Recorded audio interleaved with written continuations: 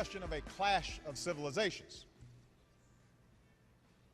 Belief in permanent religious war is the misguided refuge of extremists who cannot build or create anything, and therefore peddle only fanaticism and hate. And it is no exaggeration to say that humanity's future depends on us uniting against those who would divide us along the fault lines of tribe or sect, race or religion. All right, there's only one group doing that, and it's radical Islamists, ladies and gentlemen. Welcome back. Joining us now, the great Brigitte Gabriel, president of Act for America and author of They Must Be Stopped, Why We Must Defeat Radical Islam and How We Can Do It. Hello, Brigitte. Hello, my friend. Glad to be back with you. Always good to talk to you. We got your book up there for everybody to see on the screen. All right, that was the president at the UN, but I want to talk about this this beheading in Oklahoma. You know, and there are still many out there not willing to call it what it is. There are still some who say that, you know, why is Islam brought into it? It's classified by our own government, by our own law enforcement, as is Fort Hood still to this day, as simply a case of workplace violence. If we don't understand the threat and identify the threat, we're never going to be able to beat it, and no one says it and knows it better than you.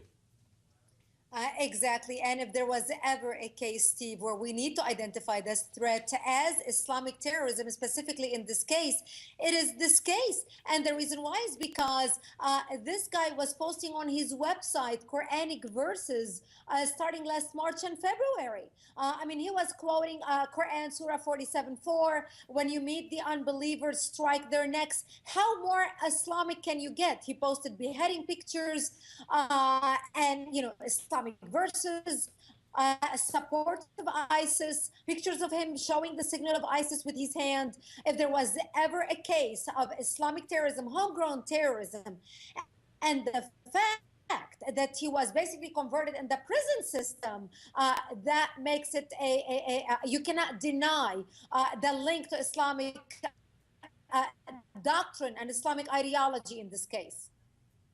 Let's talk about the problem of radicalization in the prisons. We have a group that's in charge of picking the imams in many cases that's questionable on its surface, and that we have many instances of radical imams showing up in prison and preaching radical Islam to these people who convert to it.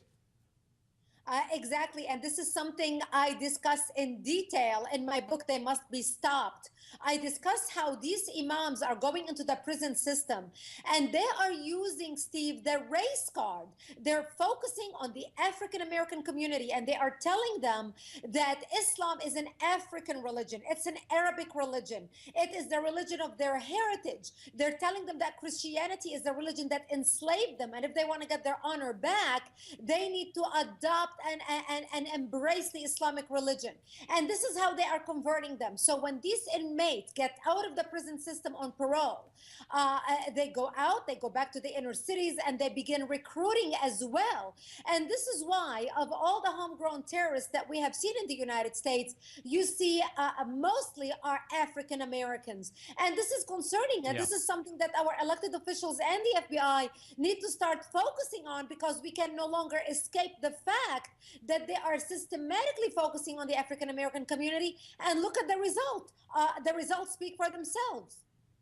Absolutely. Let me ask you, do you expect more of these beheadings? ISIS, after all, did tell their followers to do just this to citizens in all the countries that are participating in the air attacks.